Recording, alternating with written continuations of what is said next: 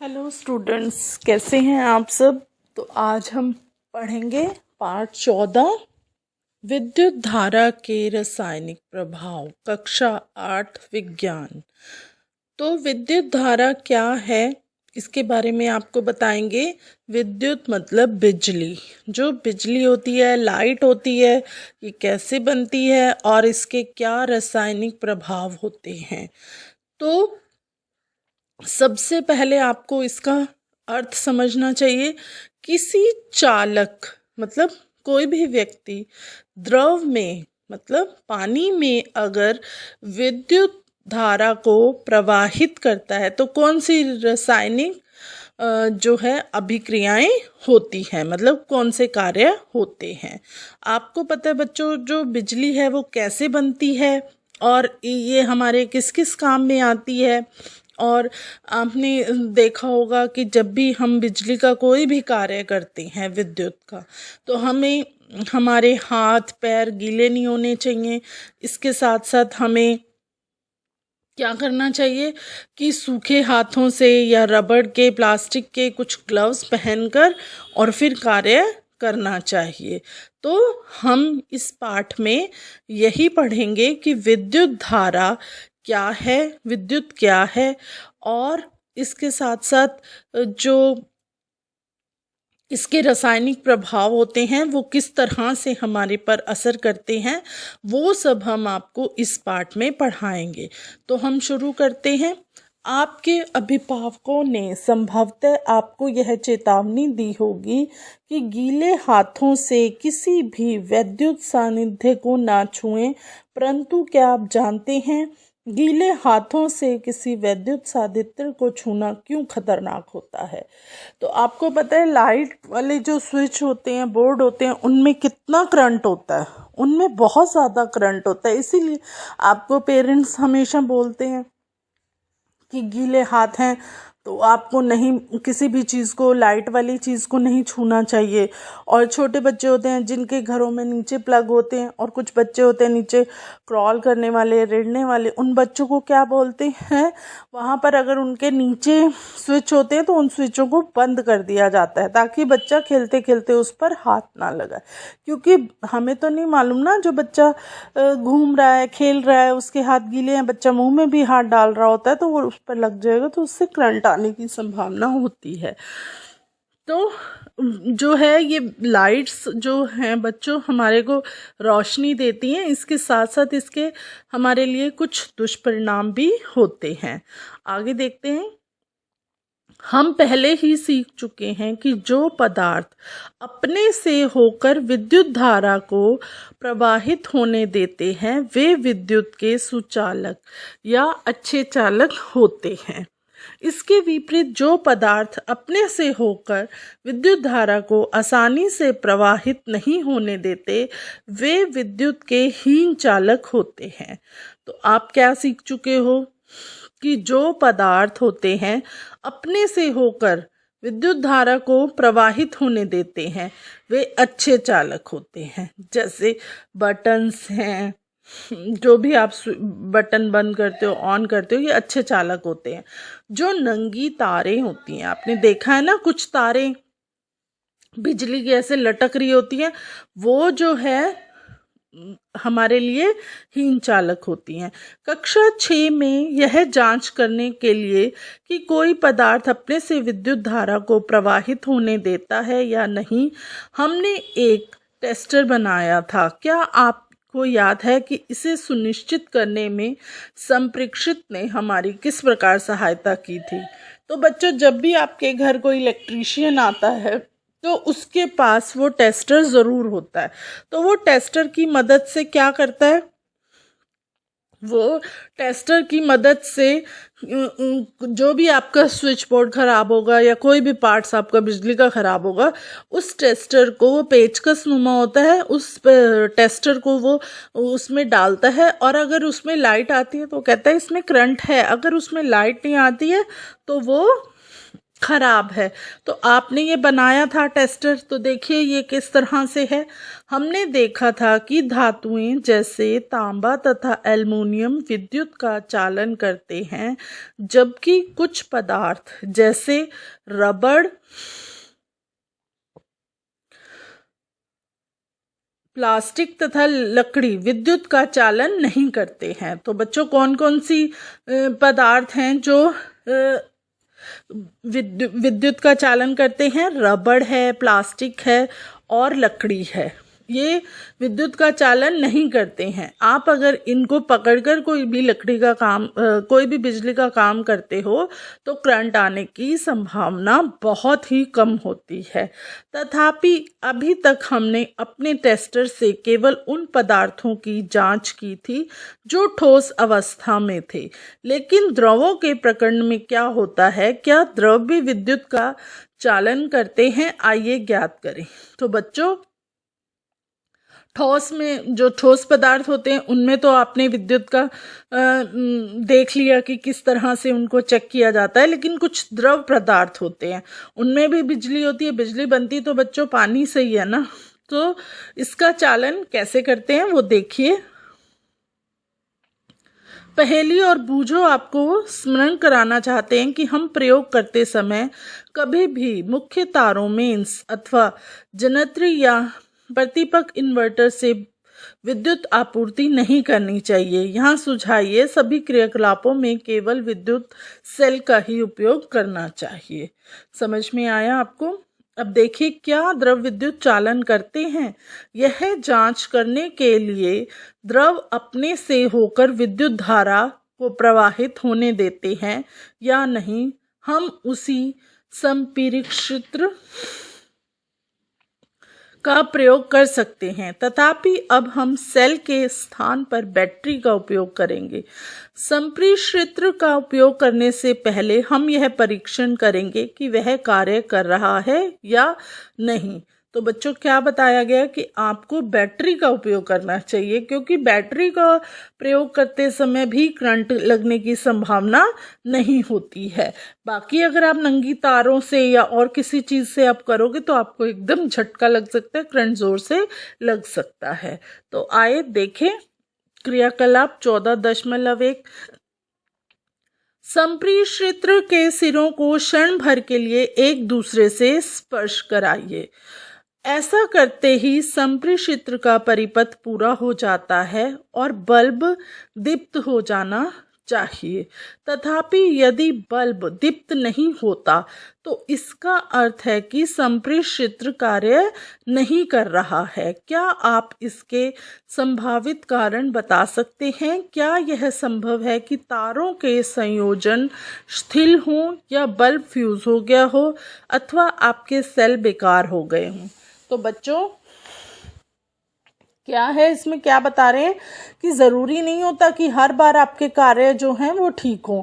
अगर आप कार्य कर रहे हो तो एकदम से बल्ब फ्यूज़ हो जाता है तो आप कितने परेशान हो जाओगे कि हमने तो ये सही किया था, सही हो रहा था, लेकिन अगर बल्ब फ्यूज़ हो गया है तो भी वह कार्य नहीं करेगा और इसके साथ साथ आपके जो सेल हैं वो बेकार हो गए हों। जांच कीजिए कि सभी संयोजन कसे हुए हैं या नहीं। तारों को अच्छी तरह कसकर इसका प्रयोग करना चाहिए। यदि संयोजन पहले से ही कसे हुए हों और बल्ब को बदल दिया जाए, आप फिर जांच कीजिए कि आपका जो वो इंस्ट्रूमेंट है कार्य कर रहा है या नहीं। यदि यह सब अभी भी कार्य नहीं कर रहा हो तब आपको क्या करना चाहिए? अपने सेल को बदल देना चाहिए। तो समझ में आ गया आपको? इस प्रकार जब संप्रेषित भली भांति कार्य करने लगे तो इसका उपयोग विभिन्न द्रवों का परीक्षण करने के लिए कर सकते हैं। तो आपको क्या करना है? जब आपका संप्रेषित भली भांति जो है कार्य करने लगे तो इसका उपयोग क्या करना चाहिए? विभिन्न द्रवों का परीक्षण करने के लिए कर सकते हैं। इसके लिए उन्होंने क्या चेतावनी दी है? यह चेतावनी आपके लिए बहुत ज़रूरी है। अपने संप्रेषित्र की जांच करते समय इसके तारों के स्वतंत्र सिरे को केवल कुछ क्षणों से अधिक स्पर्श न कराएं, अन्यथा बैटरी के सेल अत्यंत शीघ्रता से समाप्त हो जाएंगे। समझ में आया? आगे देखते हैं। क्रियाकलाप 14.2 बेकार फेंकी गई बोतलों के प्लास्टिक या रबड़ के कुछ ढक्कन एकत्र करके उन्हें साफ करिए। आपके घर में बहुत सी ऐसी वेस्ट बॉटल्स होती हैं, आपने क्या करना है, उनके जो ढक्कन हैं वो किसके होते हैं, प्लास्टिक के या रबड़ के, उनको इकट्ठा करना है और उनको साफ करना है। एक ढक्कन में 1 चाय के चम्मच के बराबर नींबू का रस या सिरका उड़ेलिए। क्या करना है फिर आपने, एक छोटा चम्मच जो चाय पत्ती के डिब्बों में आपकी मम्मी रखती है वो वाला चम्मच लेना है और उसमें या तो आप नींबू का रस डालिए या फिर सिरका डालिए, जो आपके पास उपलब्ध हो उस चम्मच में वो डालिए और फिर उसको आप उस ढक्कन को जो है संप्रेषित्र क्षेत्र को इस ढक्कन के समीप लाकर उसके सिरों को नींबू के रस या सिरके में डुबोइए। 14 चित्र 2 में आप देख रहे हैं कि किस तरह से किया गया है। फिर उसके दोनों सिरे परस्पर 1 सेंटीमीटर से अधिक दूरी पर न हो। 1 सेंटीमीटर आप स्केल से देख सकते हैं, उससे दूरी पर न हो, लेकिन इसी के साथ साथ वे एक दूसरे को स्पर्श भी ना करें, वो एक दूसरे से टच भी नहीं होने चाहिए और इसके साथ साथ उनकी दूरी जो है वो 1 सेंटीमीटर होनी चाहिए। और फिर आप देख सकते हैं कि बल्ब दीप्त होता है, क्या वो लाइट जलती है? क्या नींबू का रस या सिरका विद्युत का चालन करता है? नींबू या सिरका जो भी है वो सुचालक या हीन चालक में से किसी वर्ग में रखेंगे। तो देखिए आप, ये चित्र में आपको पूरा दिखाया गया है कि किस तरह से नींबू के रस अथवा सिरके में विद्युत का चालन का परीक्षण किस तरह से किया गया है। जब संप्रेषण के दोनों सिरों के बीच का द्रव अपने से विद्युत धारा को प्रवाहित नहीं होने देता तो संप्रेषित्र का परिपथ पूरा हो जाता है, क्योंकि उसमें से अपने आप विद्युत धारा नहीं बाहर आ रही है, तो इसका मतलब उसका जो वो परिपथ है वो पूरा हो गया। परिपथ में विद्युत धारा प्रवाहित होती है और बल्ब जो है दीप्त हो जाता है। जब कोई द्रव विद्युत धारा को अपने से प्रवाहित होने नहीं देता तो संप्रेषित्र का परिपथ पूरा नहीं होता तथा बल्ब जो है वो नहीं जलता। तो आप समझ गए कि जब किसी भी विद्युत द्रव में जो है विद्युत धारा अपने से प्रवाहित नहीं होती है, उसके लिए उसको किसी न किसी चीज़ की आवश्यकता होती है। जब अब उसमें आप कुछ भी ऐसा कार्य करते हैं जिससे कि वो बल्ब लाइट अपने आप जलती है, तो इसका मतलब क्या होता है कि आपने कुछ उसमें टच किया है, कुछ भी डाला है, तो तभी लाइट, पानी से जो बिजली अपने आप तो नहीं बनती है ना, क्योंकि आपके घरों में नलों में पानी आ रहा होता है, तो उससे क्या आप लाइट बना सकते हो? बिल्कुल भी नहीं बना सकते। तो क्या है, एक जगह पे पानी इकट्ठा किया जाता है, आप देखोगे वहाँ से कैसे बिजली बनाई जाती है। कुछ स्थितियों में द्रव के चालक होने पर भी संभव हो सकता है कि बल्ब दीप्त न हो। ऐसा क्रियाकलाप 14.2 में भी हो सकता है। इसका कारण क्या है ये आपको देखना है। क्या आपको याद है कि बल्ब से विद्युत धारा प्रवाहित होने पर वह दीप्त क्यों होता है? क्यों होता है? क्योंकि उसमें जो है ऊष्मीय प्रभाव होता है और उसके कारण जो है वो लाइट जो है एकदम से गर्म होती है और फिर वो जल जाती है। यदि परिपथ में विद्युत धारा दुर्लभ है तो वो गर्म नहीं हो पाएगा आसानी से और लाइट नहीं जलेगी। आप जानना चाहेंगे कि किसी परिपथ में विद्युत धारा दुर्लभ कब होती है? अब कई बार होता है ना कि आपकी यहाँ पे तारें वीक होती हैं, घरों में भी आपने देखा है कि तारें बहुत कमज़ोर होती हैं तो लाइट बहुत वो होती है, डिम हो जाती है, या कई बार पीछे से ही कहते हैं ना शॉर्ट सर्किट हो जाता है, या बहुत सी ऐसी चीज़ें हो जाती हैं जिसके कारण लाइट को एकदम जो है नहीं, करंट पूरा नहीं मिल पाता है तो लाइट एकदम नहीं चल पाती है। यद्यपि कोई भी पदार्थ विद्युत का चालन कर सकता है, परंतु यह संभव है कि वह धातु की भांति आसानी से विद्युत का चालन न कर पाता हो, जिसके कारण संप्रेषित्र का परिपथ तो पूरा हो जाता है, लेकिन फिर भी इसमें प्रवाहित विद्युत धारा बल्ब को दीप्त करने के लिए दुर्लभ हो सकती है। क्या हम कोई ऐसा अन्य संप्रेषित्र बना सकते हैं जो दुर्लभ धारा को भी संसूचित कर सके? तो क्या है बच्चों, कोई भी पदार्थ जो है वो विद्युत का चालन कर सकता है, परंतु यदि वह धातु की भांति क्या होता है, आसानी से विद्युत, आपने सुना है ना कि तारें जो होती हैं, तारों के अंदर तांबे की तार होती है, तो इस तरह से जो तारें होती हैं उनमें भी कोई ना कोई धातु का प्रयोग किया जाता है, तो जिसके कारण वो विद्युत का चालन नहीं कर पाती हैं। एक अन्य संप्रेषित्र बनाने के लिए आप विद्युत धारा के किसी अन्य प्रभाव का उपयोग कर सकते हैं। क्या आपको याद है कि विद्युत धारा चुंबकीय प्रभाव उत्पन्न करता है? विद्युत धारा क्या करता है? चुंबकीय प्रभाव उत्पन्न करता है। जब किसी तार में चुंबकीय क्या होता है, चुंबक आपको पता है ना, एक दूसरे को खींचती है। इसी तरह से कभी आप देखो दो तारों को इकट्ठा, उनके आगे से थोड़ा थोड़ा सा रबड़ हटा के आप अगर उनमें एक तांबे की तार दिखाई देगी, उन दो तारों को जोड़ोगे तो एक दूसरे से चिपक जाती हैं। तो ये क्या है कि ये चुंबकीय प्रभाव होता है। जब किसी तार में विद्युत धारा प्रवाहित होती है तो उसके पास रखी चुंबकीय सुई पर क्या प्रभाव पड़ता है?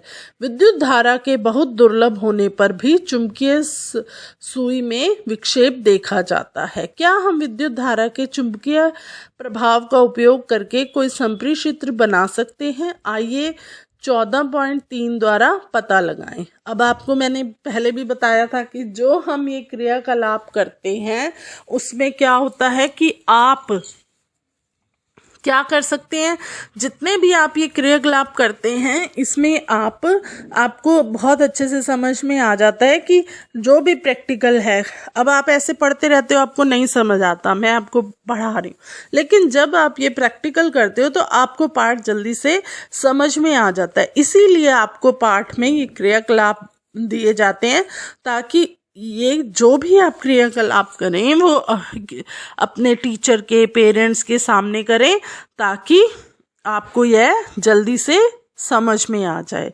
आप चित्र 14.2 के संप्रेषित्र में विद्युत बल के स्थान पर एलईडी प्रकाश उत्सर्जक डायोड इसका प्रयोग कर सकते हैं।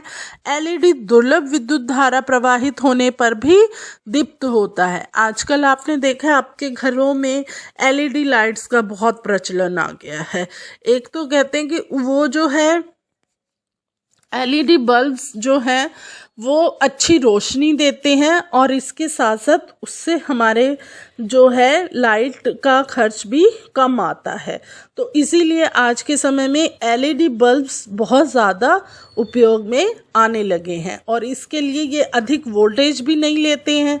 इसी कारण हमारी बिजली का खर्च कम होगा ना, जब हमारी वोल्टेज जो है जितनी भी हो वो बल्ब जगमगा जाते हैं। आपको पता है अब तो बहुत कम ये जो है कई शहरों में, कई गांवों में अभी भी यह दिक्कत आती है कि वोल्टेज की बड़ी दिक्कत होती है कि वोल्टेज कम है तो लाइट भी नहीं जलती है, आप फ्रिज नहीं चला सकते हैं, आप कूलर नहीं, एसी नहीं, कुछ भी अपने घरों में नहीं चला सकते हैं। पर अब ये जो एलईडी बल्ब्स आए हैं ये वोल्टेज कम होने पर भी बहुत अच्छी रोशनी देते हैं।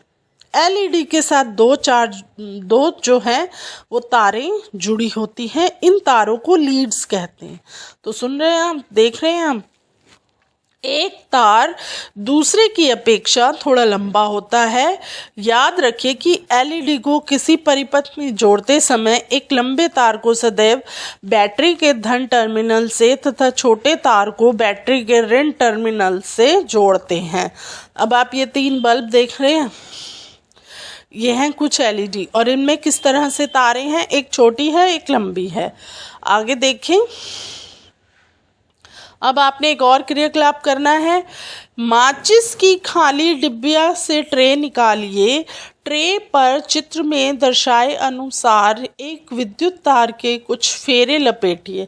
अब माचिस में आपने देखा है ना, ऊपर के खोल पे एक साइड मसाला लगा होता है और नीचे की डिब्बी जो होती है वो प्लेन होती है। आपने वो नीचे की डिब्बी लेनी है और उस पर तार को लपेटना है और फिर ट्रे के भीतर एक छोटी चुंबकीय सुई रखिए। अब देखो, आप चित्र देखते रहो उसमें कैसे उन्होंने रखा है। फिर अब तार के एक स्वतंत्र सिरे को बैटरी के एक टर्मिनल से जोड़िए। फिर उन्होंने कैसे इसको जोड़ा है, आप पूरा चित्र देखते हुए ये करिए। तार के किसी दूसरे सिरे को स्वतंत्र छोड़ दीजिए और फिर आपने उसको छोड़ देना है बिल्कुल। तार का एक दूसरा टुकड़ा लेकर बैटरी के दूसरे टर्मिनल से जोड़ना है। अब देख रहे हो अब किस तरह से उन्होंने इसको जोड़ा है। दोनों तारों के स्वतंत्र सिरों को क्षण मात्र के लिए एक दूसरे से स्पर्श कराना है। फिर दोनों तारों के स्वतंत्र सिरों को क्या करना है, थोड़ी देर के लिए एक दूसरे से स्पर्श कराना है। चुंबकीय सुई को तुरंत विक्षेप दिखाना चाहिए। तो जो चुंबकीय सुई है उसको तुरंत ही क्या करना चाहिए, अपना वो दिखाना चाहिए कि किस तरह से वो उसके साथ जुड़ रही है, नहीं जुड़ रही है। तो जो है फिर आपने क्या करना है, इसके सिरों को नींबू के रस से बाहर निकालना है। अब हमने किया था ना, एक चम्मच में लेकर नींबू का रस या आपको वो सिरका डालना है। अब उसे पानी में डुबोइए और पोंछकर सुखाइए। फिर उसने क्या किया कि उनको पानी में से उस पानी में डुबोए रखा और फिर उसको निकाल कर उसको पोंछ लिया ताकि उसमें पानी ना रह जाए। इस क्रियाकलाप को अन्य द्रवों जैसे टोंटी का पानी, वनस्पति तेल, दूध, शहद आदि से दोहराइए।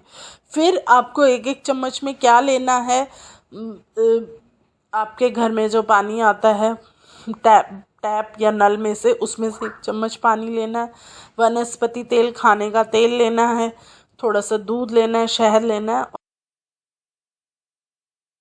और आपने सबके साथ करना है। तो आप क्या देखोगे, प्रत्येक द्रव में उसको डिप करके भिगोकर और फिर आपको उसको सुखा देना है। प्रत्येक स्थिति की देखना है कि चुंबकीय सुई जो है विक्षेप दर्शाती है अथवा नहीं। फिर आपको देखना है कि वो सुई अपनी जगह से हिलती है या नहीं हिलती है। इस प्रेक्षण को सारणी 14.1 में अंकित करना है। अब आपको नीचे एक तालिका दी गई है, तो इसमें आपको बताना है कि ये सही है या नहीं। तो इसमें क्या है, नींबू का रस क्या करता है, चुंबकीय सुई का विक्षेप दर्शाता है या नहीं। तो इसका अर्थ है हाँ।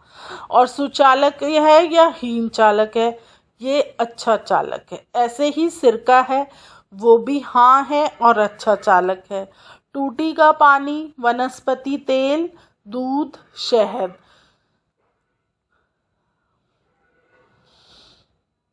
ये हमारे हीन चालक में आएंगे या अच्छे चालक में। तो क्या करेंगे आप, फिर इन सब के बारे में जैसे जैसे वो होगा आप उसको डिप करके पोंछ के देखेंगे और इसके बारे में आप इसमें पूरा लिखेंगे। जब संप्रेषित्र के स्वतंत्र सिरे एक दूसरे को नहीं छूते हैं, संभव है कि उनके बीच में वायु को पहेली को ज्ञात है कि वायु विद्युत का हीन चालक है।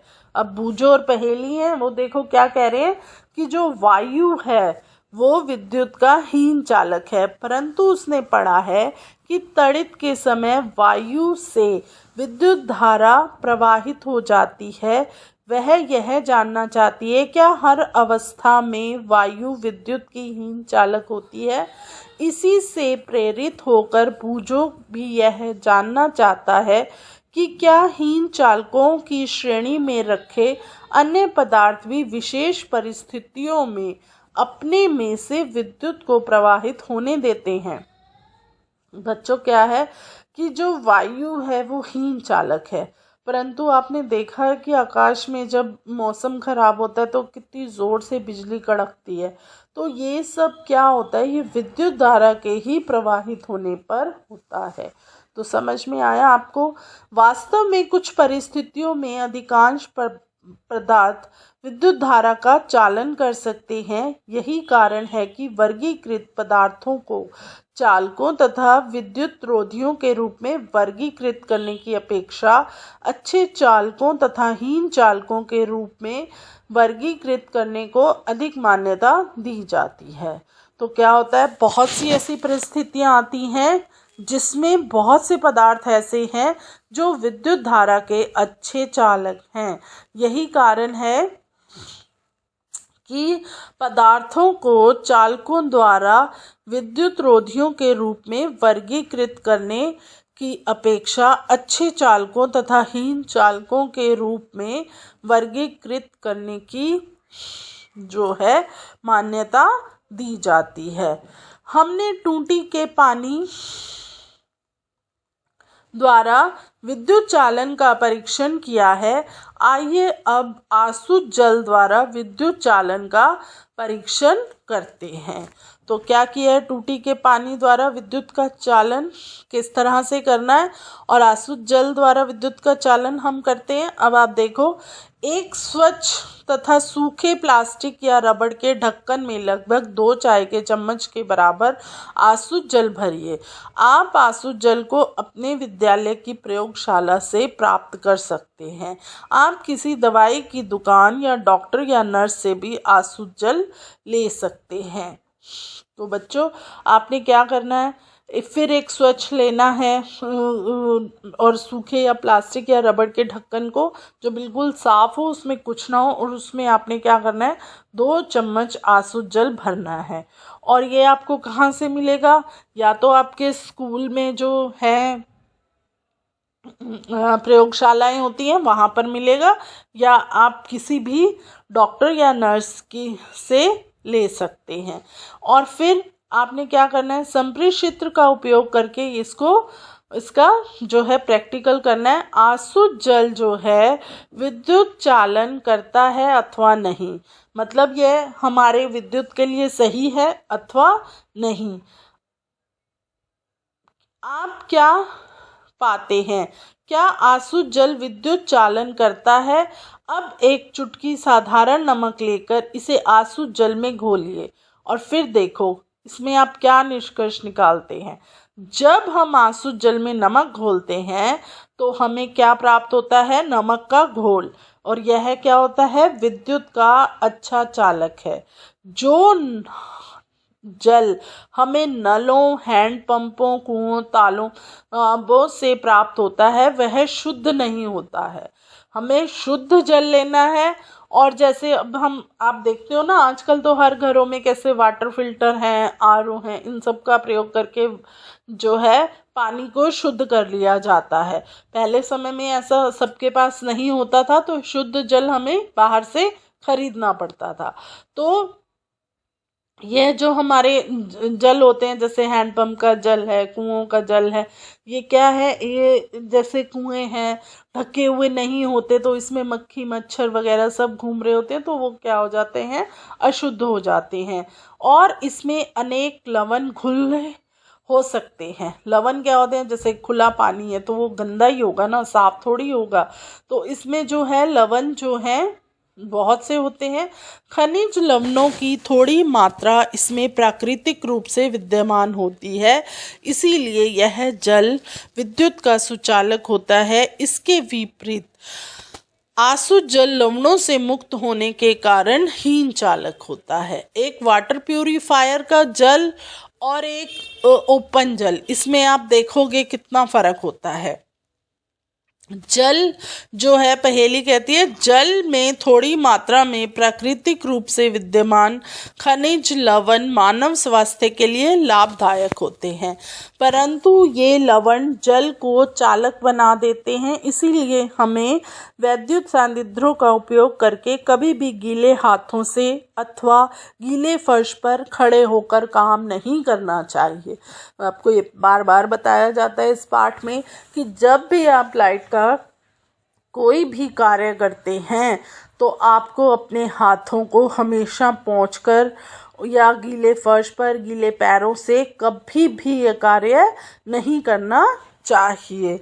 आगे देखें, हमने देखा कि जब साधारण लवण को आसुत जल में घोला जाता है तो यह अच्छा चालक बन जाता है। वे कौन से अन्य पदार्थ हैं जो आसुत जल में घुलने पर इसे चालक बना देते हैं? आए पता लगाए। अब जैसे आसुत जल में नमक डाला तो वो उसका कितना अच्छा चालक बन गया, ऐसे ही जो है ऐसे कौन से ऐसे और पदार्थ हैं जिनको हम जल में घोलने पर जो है इसको चालक बना देते हैं। अब देखिए, इसमें फिर एक चेतावनी दी गई है, अगले क्रियाकलाप को केवल अपने अध्यापक, माता पिता, अभिभावक अथवा किसी वयस्क व्यक्ति की देखरेख में करिए, क्योंकि इसमें अमल का प्रयोग सम्मिलित है। तो क्या चेतावनी दी गई है कि जो ये अब क्रियाकलाप आप करेंगे उसको अपने माता पिता या अध्यापक के सामने या अपने बड़े भाई बहन के सामने करना चाहिए। बोतलों के ढक्कन या रबड़ के 3 स्वच्छ ढक्कन लीजिए। प्रत्येक में लगभग 2 चाय के चम्मच के बराबर आसुत जल भरिए। एक ढक्कन के आसुत जल में कुछ बूंदे नींबू के रस या तनु हाइड्रोक्लोरिक अम्ल को मिलाइए। दूसरे ढक्कन के आसुत जल में कास्टिक सोडा या पोटेशियम आयोडाइड जैसे क्षारक को कुछ बूंदे मिलाइए और तीसरे ढक्कन के आसुत जल में थोड़ी चीनी डालकर घोलिए। अब आपको तीनों ढक्कनों में क्या करना है, जल लेना। एक में आपने क्या मिलाया, नींबू का रस या सिरका। दूसरे ढक्कन में आप मीठा सोडा या पोटेशियम आयोडाइड मिला सकते हैं और तीसरे में थोड़ी सी चीनी डालकर उसको आपने क्या करना है, घोल बनाना है। अब आपने यह देखना है कि इन विलयनों में से कौन सा विलयन विद्युत का चालन करता है और कौन सा नहीं। अब आपने क्या चेक करना है कि इनमें से कौन सा जो है विद्युत का चालन करता है और कौन सा नहीं। विद्युत चालन करने वाले अधिकांश द्रव अम्लों, क्षारकों तथा लवणों में विलयन होते हैं।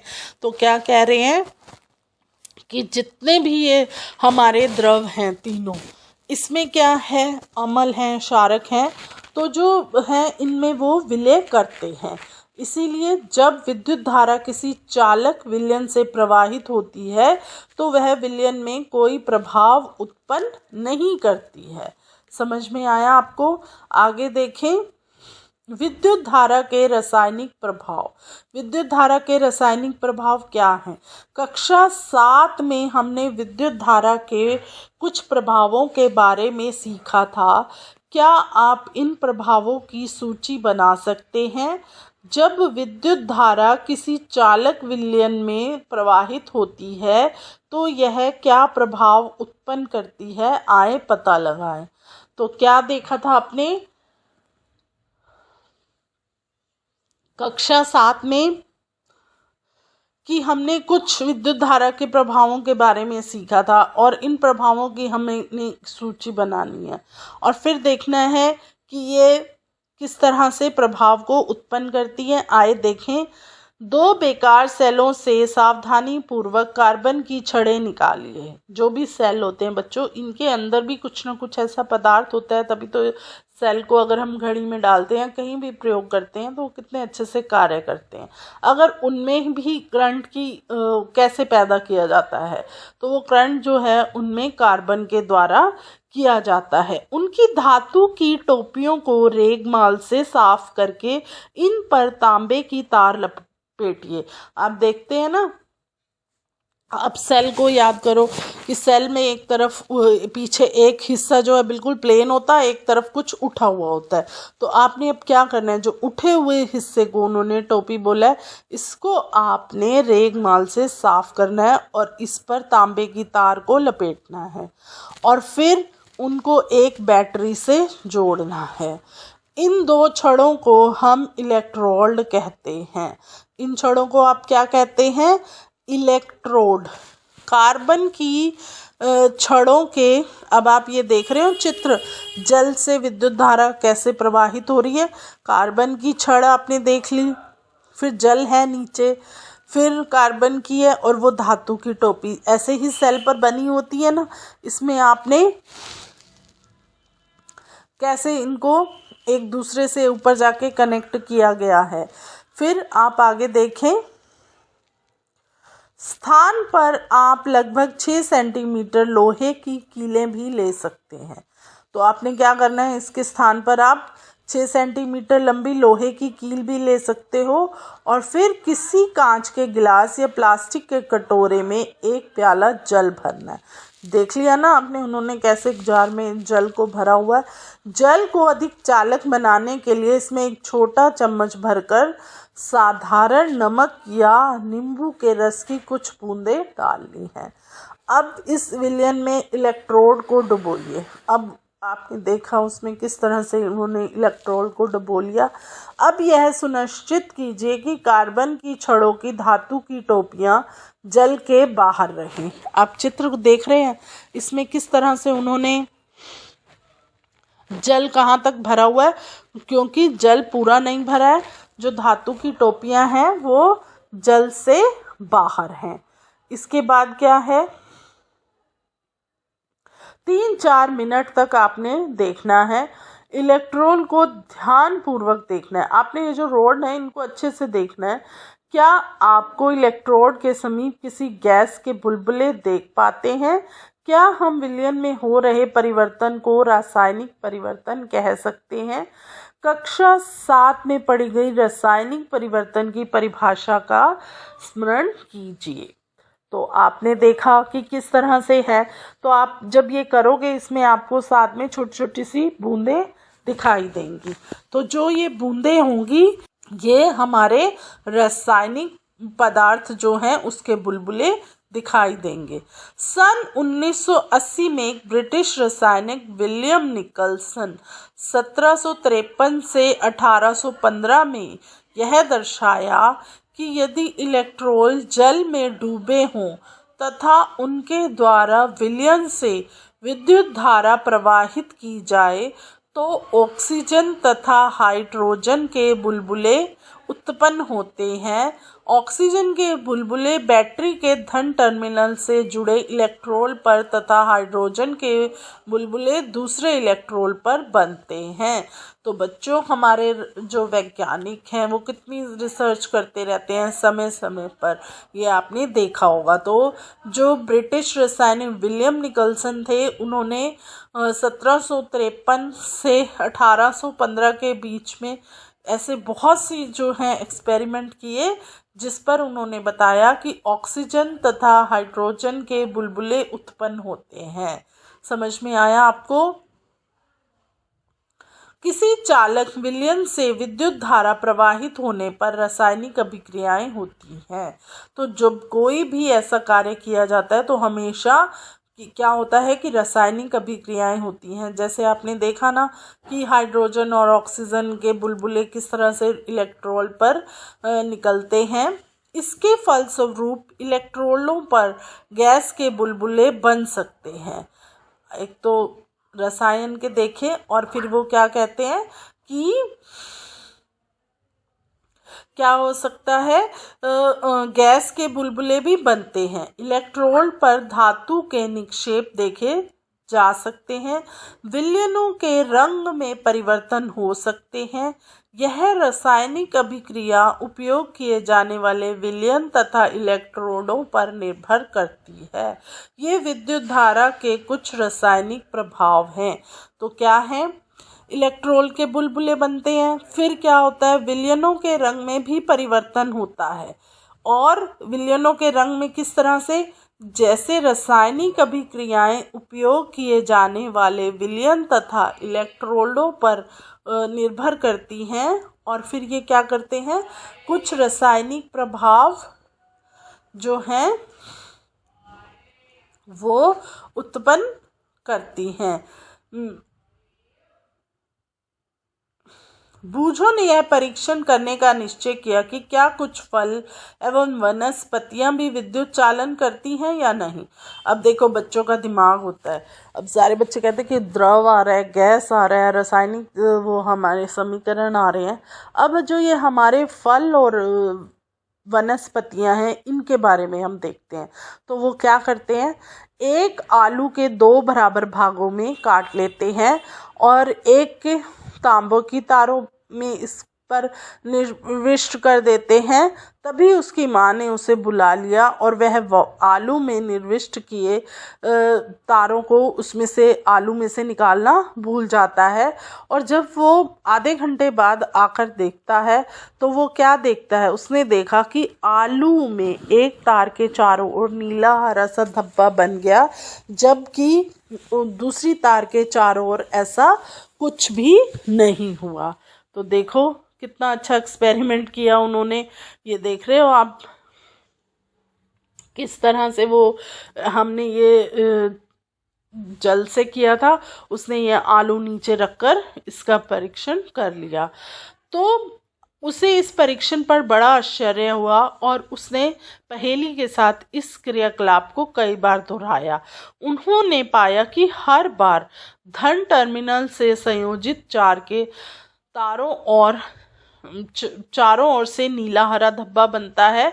उन्होंने अनुभव किया कि यह खोज अत्यंत लाभप्रद है, क्योंकि इसका उपयोग किसी बॉक्स में छिपी बैटरी या सेल के धन टर्मिनल की पहचान करने के लिए किया जा सकता है। उन्होंने अपनी इस खोज को बच्चों की एक पत्रिका में छपवाने का निश्चय किया। याद रखिए कि बूझो ने इस परीक्षण से प्रारंभ किया था, आलू विद्युत चालन करता है या नहीं। तो बच्चों, जब उसने ये एक्सपेरिमेंट किया तो फिर बूझो ने तो फिर उसने अपनी बहन पहेली को भी बुलाया कि आओ चलो तुम भी देखो कि ये कैसे हो रहा है। तो उन दोनों ने मिलकर फिर किया, एक बार किया, दूसरी बार किया। तो उन्होंने क्या निर्णय किया कि चलो हम अपने बच्चों की बाल पत्रिकाएं आती हैं तो उसमें बहुत अच्छी अच्छी बातों को लिखा जाता है। तो उन्होंने अपने इस प्रैक्टिकल को उसमें लिखवाने का प्रयत्न किया और फिर उन्होंने क्या किया, उन्होंने पाया कि विद्युत धारा आलू में एक रासायनिक प्रभाव उत्पन्न करती है। उसके लिए यह उत्तेजक खोज थी। वास्तव में विज्ञान में कभी कभी ऐसा भी होता है कि आप खोज किसी चीज़ की कर रहे होते हो और एक अन्य चीज़ खोज लेते हो। इस तरह जो है बहुत सी महत्वपूर्ण खोज होती है। आप देख रहे हो कि साइंटिस्ट होते हैं, वो कितने कितने घंटे लगे रहते हैं लाइब्रेरी में जाकर। अपनी जो उनकी प्रयोगशालाएं होती हैं वहाँ पर वो बहुत देर देर तक प्रयोग करते रहते हैं। कौन सा अमल किस में डालते हैं, वो किस रंग का हो जाता है, कौन सी गैस निकलती है, इस तरह से वो बहुत से प्रयोग कर रहे होते हैं। जब वो सोच लेते हैं कि आज मैंने ये प्रयोग करना है, लेकिन जब वो प्रयोग कर रहे होते हैं तो उसमें कुछ और ही हो जाता है, तो फिर वो उसके ऊपर रिसर्च करने लग जाते हैं। तो जितने भी ये रासायनिक चीज़ें होती हैं ये बहुत ही तरह की होती हैं कि हम खोज कुछ रहे होते हैं, हमें मिल कुछ जाता है, फिर हम वो देखते हैं कि ये चीज़ हमें कैसे मिली, इसके बारे में फिर वो पूरी खोजबीन करते हैं। आगे देखिए, विद्युत लेपन। स्मरण कीजिए, बिल्कुल नई साइकिल का हैंडल तथा पट्टियों के रिम कितने चमकदार होते हैं, तथापि यदि दुर्घटनावश इनमें खरोंच पड़ जाए तो चमकदार परत उतर जाती है और उसके नीचे की सतह जो होती है चमकदार नहीं होती है। आपने कुछ महिलाओं के ऐसे आभूषण पहने हुए भी देखा होगा जो देखने में सोने के प्रतीत होते हैं, पर लगातार उपयोग से इनकी सोने की परत उतर जाती है और नीचे चांदी या अन्य किसी धातु की सतह दिखाई देने लगती है। तो बच्चों, क्या होता है, जब आप कोई भी नई साइकिल लेते हो या नई स्कूटी लेते हो, नए स्कूटर, आपके घर में कोई भी नई चीज़ आती है तो आप क्या देखते हो कि वो कितनी चमकदार होती है, कितनी अच्छी लगती है। लेकिन अगर आप उसको चला रहे हो, उसके साथ खेल रहे हो, तो क्या होता है, जरा सी भी क्रोंच लग जाती है तो वो जो है उसकी ऊपर की पॉलिश उतर जाती है और नीचे लोहा दिखने लग जाता है, तो वो आपको कितना बुरा लगता है। इसी तरह आपकी मम्मी है, अगर वो सोने के गहने पहनती हैं तो वो हमेशा चमकदार रहेंगे, और इसके साथ साथ अगर वो कोई आर्टिफिशियल ज्वेलरी पहनती हैं तो कुछ समय तक तो वो कितनी चमकती रहती है और कुछ समय बाद वो बिल्कुल फीकी पड़ जाती है, क्योंकि उसके ऊपर एक रासायनिक लेप किया होता है। इन दोनों ही परिस्थितियों में एक धातु के ऊपर दूसरी धातु की परत जो है वो चढ़ी होती है। क्या आप जानते हैं एक धातु की सतह के ऊपर दूसरी धातु की परत किस प्रकार निष्पेषित कर दी जाती है? आइए इसे स्वयं करके देखें। अब देखो कि अब आप कैसे देखोगे। अब इसके लिए फिर आप एक क्रियाकलाप करोगे। इस क्रियाकलाप में हमें कॉपर सल्फेट तथा लगभग 10 सेंटीमीटर गुना 4 सेंटीमीटर साइज की तांबे की 2 प्लेटें चाहिए। कितने कितने सेंटीमीटर हैं? 10 सेंटीमीटर और 4 सेंटीमीटर। उन्होंने तांबे की 2 प्लेट ली और फिर उन्होंने क्या किया, किसी स्वच्छ तथा सूखे बीकर में 250 ml आंसू जल लिया। इसमें चाय की 2 चम्मच भरकर कॉपर सल्फेट घोल दिया। अधिक चालक बनाने के लिए कॉपर सल्फेट विलयन में कुछ बूंदें उन्होंने किस चीज़ की डाली, तनु सल्फ्यूरिक अम्ल को उसमें डाल दिया। और फिर उन्होंने क्या किया, तांबे की प्लेटों को रेगमाल से साफ किया, इन्हें पानी में धोकर सुखा दिया। उसके बाद उन्होंने क्या किया, तांबे की प्लेटों को एक बैटरी के टर्मिनलों से संयोजित कर उन्हें कॉपर सल्फेट के विलयन में डुबो दिया। अब ये आप 14.7 में देख रहे हैं किस तरह से ये चित्र बनाया गया। उन्होंने फिर एक जार लिया और उसमें तांबे की प्लेट है, तांबे की कॉपर सल्फेट के विलयन में उन्होंने इनको डुबो दिया है। इस क्रियाकलाप को करने में 15 मिनट तक विद्युत धारा प्रवाहित होने दी। और फिर उन्होंने क्या किया कि 15 मिनट तक इसमें उन्होंने विद्युत धारा प्रवाहित की। अब विलयन में से इलेक्ट्रोनों को हटा दिया। अब वो जो प्लेटें हैं उसको बाहर निकाली। तो फिर आप देख सकते हैं, क्या उनमें से किसी एक में आप कुछ अंतर पाते हैं? क्या आप इस पर कोई परत चढ़ा देखते हैं? इस परत का रंग कैसा है? अब आपको बताना है। जब वो इतनी 15 मिनट तक उसमें डूबी रही तो उनका रंग जो है वो किस प्रकार का हुआ। जब कॉपर सल्फेट विलयन में विद्युत धारा प्रवाहित की जाती है तो कॉपर सल्फेट कॉपर तथा सल्फेट में वियोजित हो जाता है और फिर तांबा बैटरी के ऋण टर्मिनल से संयोजित इलेक्ट्रोल की ओर आकर्षित होता है तथा उस पर निष्पेषित हो जाता है। लेकिन विलयन के से कॉपर के क्षय की पूर्ति किस तरह से होती है? दूसरे इलेक्ट्रोल से जो तांबे की प्लेट से बना है, समान मात्रा का कॉपर विलयन में घुल जाता है। इस प्रकार विलयन से जो कॉपर कम हुआ वो उसमें दोबारा स्थापित हो जाता है और यह फिर जो है प्रक्रिया चलती रहती है। इसका अर्थ है कि विद्युत लेपन प्रक्रिया एक इलेक्ट्रोल से कॉपर दूसरे इलेक्ट्रोल को स्थानांतरित हो जाता है। तो समझ में आया? इससे क्या होता है कि जब आप कोई भी ऐसा क्रियाकलाप करोगे, जब उसमें आप रसायन अम्ल सब कुछ डालोगे तो वो क्या होगा, वो एक दूसरे के ऊपर स्थानांतरित हो जाता है। अब बूझो क्या कहता है, बूझो को तांबे की केवल एक प्लेट ही मिली, इसलिए उसने क्रियाकलाप 14.7 को तांबे की प्लेट के स्थान पर कार्बन की छड़ को बैटरी के ऋण टर्मिनल से संयोजित करके किया। उसे कार्बन की छड़ पर भी क्या हुआ, तांबे की परत जो है उस पर चढ़ गई। समझ में आया आपको कि आप वही बताया था ना अभी आपको पहले कि आप कुछ करना चाहते हैं लेकिन हो कुछ जाता है। तो ऐसे क्या है, जो भी जितने भी ये वैज्ञानिक होते हैं कि हर समय ही खोजों में लगे रहते हैं, प्रयोगशाला में वो देखते रहते हैं कि इसमें इसको करने से हमें रासायनिक प्रभाव से क्या मिला। विद्युत धारा किसी पदार्थ पर किसी वांछित धातु की परत निक्षेपित करने की प्रक्रिया को विद्युत लेपन कहते हैं। यह विद्युत धारा के रासायनिक प्रभाव का एक सर्वाधिक सामान्य उपयोग है। तो क्या है, विद्युत धारा किसी पदार्थ पर किसी वांछित धातु की परत निक्षेपित करने की प्रक्रिया को क्या बोलते हैं, विद्युत लेपन बोलते हैं। और यह क्या है, बहुत ही अच्छा एक रासायनिक प्रभाव का एक सर्वाधिक सामान्य उपयोग भी है। विद्युत लेपन अत्यंत उपयोगी प्रक्रम है। उद्योगों में धातु की वस्तुओं पर किसी दूसरी धातु की पतली परत विलेपित करने के लिए इसका व्यापक रूप से उपयोग किया जाता है।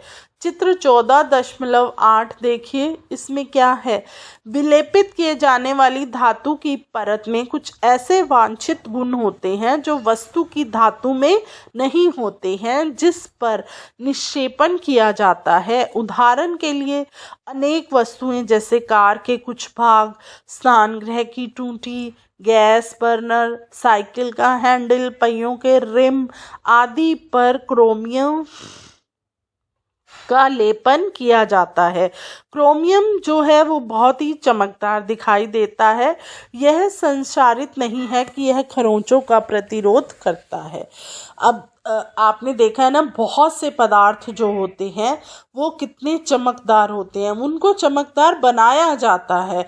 उनके ऊपर जो है धातु की ऐसी परत चढ़ाई जाती है जिससे कि वो चमकती रहती हैं। अब आपके घर में जो भी है टूटियाँ देखी होंगी आपने, जो आपके बाथरूम में, किचन में लगी होती हैं, वो कितनी शाइन कर रही होती हैं, और पर उनकी जो शाइनिंग है वो कुछ समय के बाद जो है अपने आप ही खत्म होने लगती है।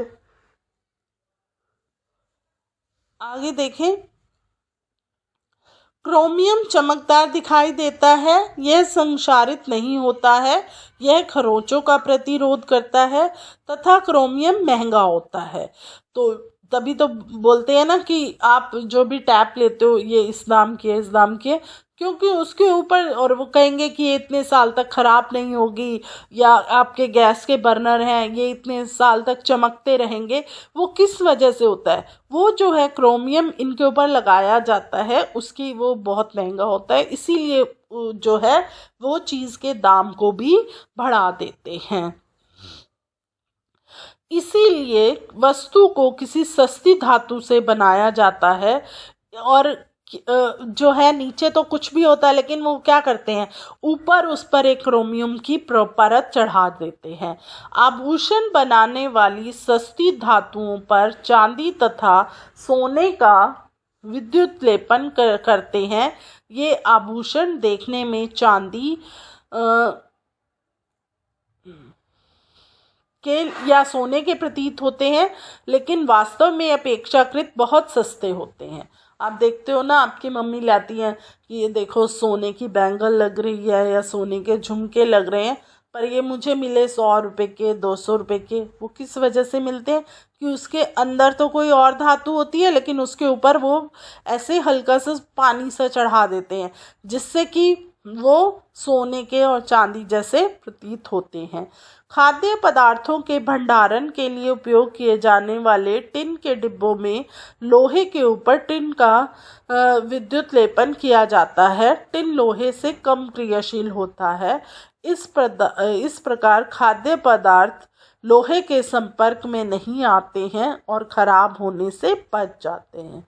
तो बच्चों, आप देखते हो कि आपके घर में भी बहुत से ऐसे बर्तन होते हैं जिनमें क्या होता है कि जो आपकी मम्मी है वो गेहूं है, आटा है, चावल है, जो कि हमारे यहाँ प्रतिदिन रोज़ बहुत लगते हैं, तो वो इकट्ठे लाए जाते हैं।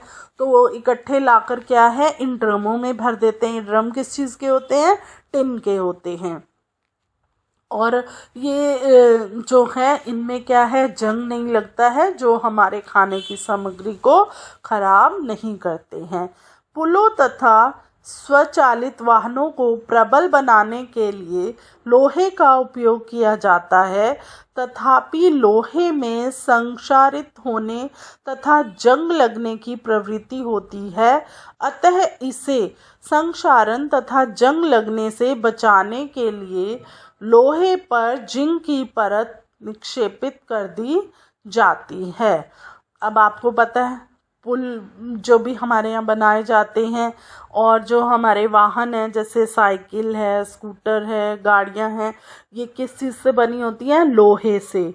और क्या है, इन लोहे पर जो है वो जंग बड़ी जल्दी पकड़ लेता है, तो जंग से बचाने के लिए क्या किया जाता है, इन पर जो है एक बहुत अच्छी जो है जिंक की परत निरपेक्षित कर दी जाती है, जिससे उस पर जंग नहीं लगता है।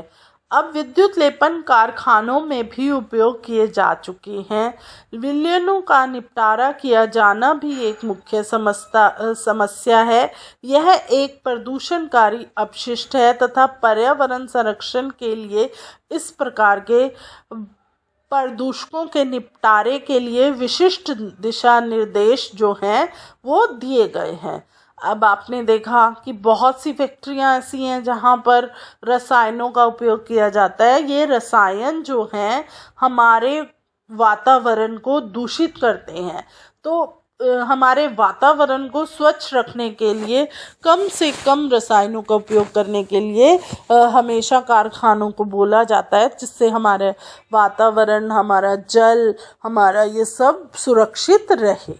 तो अब आपको ये समझ में आ गया विद्युत धारा क्या है और इसके रासायनिक प्रभाव क्या हैं। अब इस पाठ में आपने क्या सीखा, ये आपको कुछ मेन पॉइंट्स बताऊंगी मैं, जिससे आपको अच्छे से समझ में आ जाएगा। जो हमने इस पाठ में पढ़ा वो कुछ मुख्य बातें थी, फिर हमने उसको विस्तार से बताया। वो मुख्य बातें क्या हैं? कुछ द्रव विद्युत के सुचालक हैं तथा कुछ हीन चालक हैं। विद्युत चालन करने वाले अधिकांश द्रव अम्ल क्षारकों तथा लवणों में विलयन करते हैं। किसी चालक द्रव में विद्युत धारा प्रवाहित होने पर रासायनिक अभिक्रियाएं होती हैं। इसे विद्युत धारा का रासायनिक प्रभाव कहते हैं।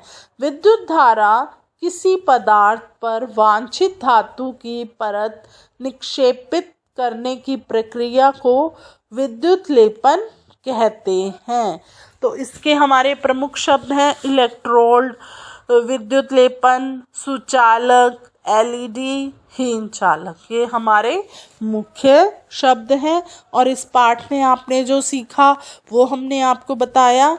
और अब आशा करते हैं आपको ये पाठ अच्छे से समझ आया और अब इसका हम प्रश्न अभ्यास करते हैं। अब ये पाठ अच्छे से समझने पर अब प्रश्न अभ्यास करना भी कितना सरल हो जाता है। तो हम शुरू करते हैं प्रश्न अभ्यास। रिक्त स्थानों की पूर्ति कीजिए। विद्युत चालन करने वाले अधिकांश द्रव डैश डैश तथा डैश के विलयन होते हैं। तो क्या होते हैं? अम्ल क्षारकों तथा लवणों के विलयन होते हैं। इसका उत्तर होगा अम्ल, क्षारक और लवण। अगला देखिए, किसी विलयन से विद्युत धारा प्रवाहित होने पर डैश प्रभाव उत्पन्न होता है। इसका उत्तर है चुंबकीय। फिर आगे देखिए, यदि कॉपर सल्फेट विलयन से विद्युत धारा प्रवाहित की जाए तो कॉपर बैटरी के डैश टर्मिनल से संयोजित प्लेट पर निक्षेपित होता है। तो इसका उत्तर है ऋण। इसका क्या उत्तर आएगा? ऋण टर्मिनल से संयोजित प्लेट पर निक्षेपित होता है। अगला देखिए आप, विद्युत धारा द्वारा किसी पदार्थ पर वांछित धातु की परत निक्षेपित करने की प्रक्रिया को डैश कहते हैं। तो इसका उत्तर होगा विद्युत लेपन। तो समझ में आया आपको ये रिक्त स्थान।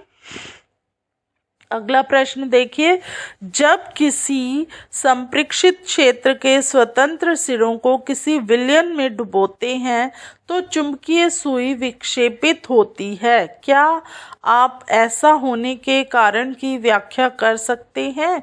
तो आप उत्तर लिखेंगे, जब किसी संप्रेक्षित के स्वतंत्र सिरों को किसी विलयन में डुबोते हैं तो विद्युत धारा चुंबकीय प्रभाव उत्पन्न करती है, फलस्वरूप चुंबकीय सुई विक्षेपित होती है। विद्युत धारा के बहुत दुर्लभ होने पर भी चुंबकीय सुई विक्षेपित होती है। चुंबकीय सुई का विक्षेपण विद्युत धारा पर निर्भर करता है। विद्युत धारा का प्रभाव जितना अधिक होगा, चुंबकीय सुई का विक्षेपण भी उतना अधिक होगा। तो समझ में आया आपको इसका उत्तर। अगला प्रश्न है हमारा,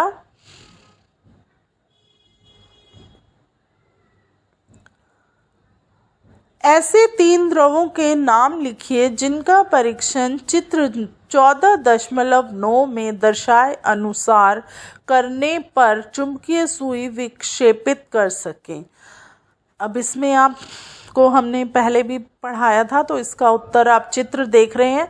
इसके उत्तर में आएगा टूटी का पानी, कॉपर सल्फेट और नींबू का पानी। तो समझ में आया आपको। आगे देखिए प्रश्न, चित्र 14.10 में दर्शाई गई व्यवस्था में बल्ब नहीं जलता। आप संभावित कारणों की सूची बना सकते हैं और अपने उत्तर की व्याख्या कर सकते हैं। अब आप देख रहे हैं चित्र 14.10 बना हुआ है और अब आप इसका उत्तर लिखेंगे, यदि चित्रानुसार व्यवस्था में बल्ब नहीं जलता है तो इसके संभावित कारण निम्न हो सकते हैं। बहुत दुर्लभ विद्युत धारा होने के कारण तंतु गर्म नहीं हो पा रहा है, इस कारण बल्ब दीप्त नहीं हो रहा है। प्रयोग में लाए गए विलयन द्वारा विद्युत धारा प्रवाहित नहीं होती है। अगला प्रश्न देखिए आप, 2 द्रवों A तथा B के विद्युत देखा गया कि संप्रेषित्र का बल्ब द्रव A के लिए चमकीला दीप्त हुआ है, जबकि द्रव B के लिए अत्यंत धीमा दीप्त हुआ है।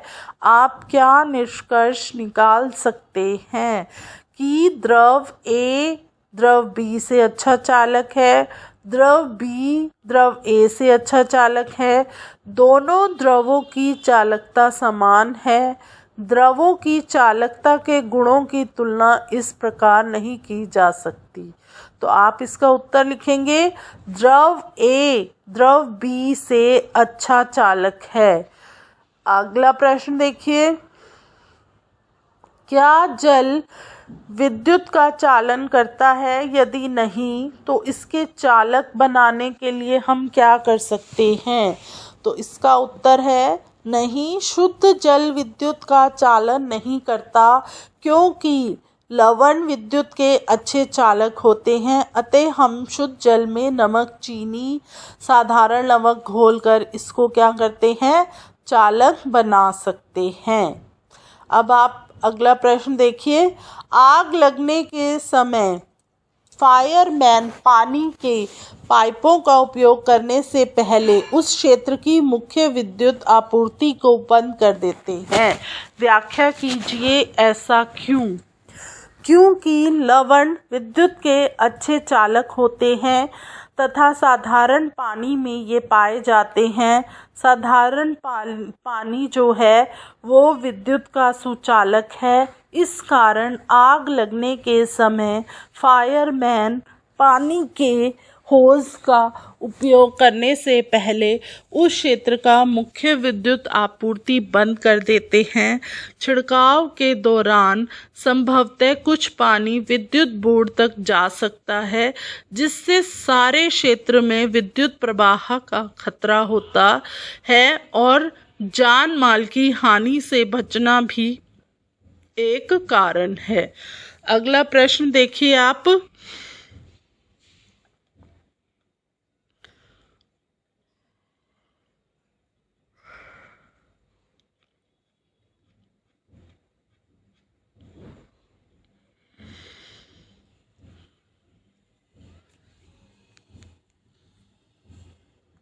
तटीय क्षेत्र में रहने वाला एक बालक अपने संप्रेक्षित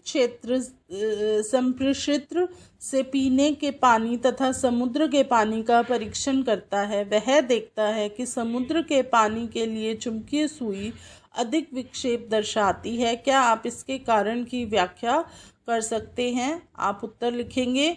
हम जानते हैं कि लवण विद्युत के अच्छे चालक हैं।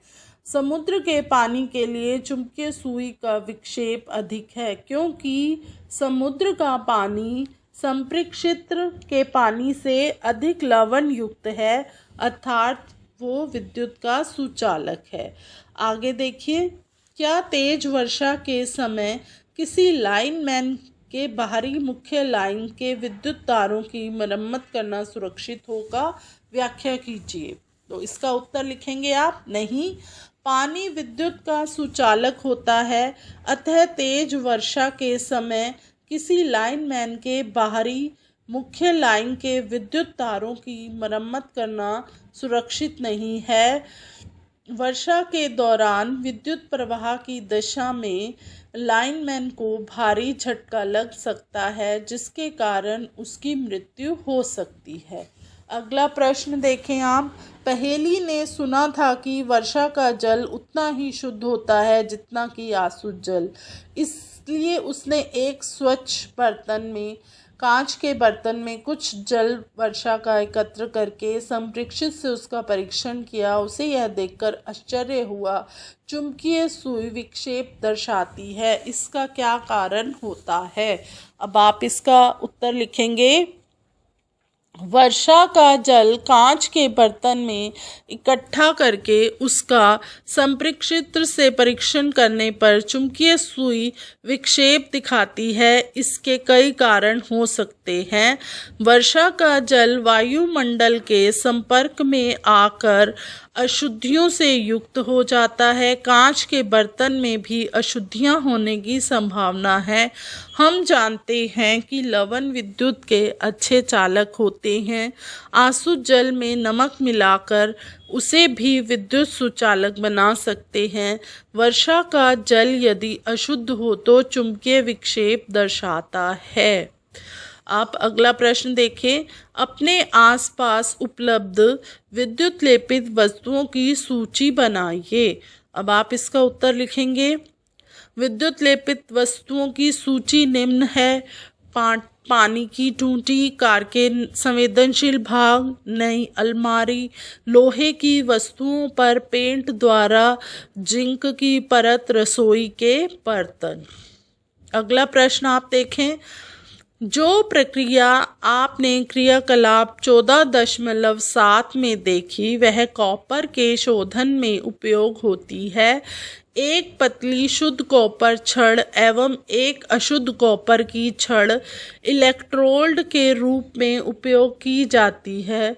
कौन सा इलेक्ट्रोड बैटरी के धन टर्मिनल से संयोजित किया जाता है? कारण लिखिए। तो इसका आप उत्तर लिखेंगे।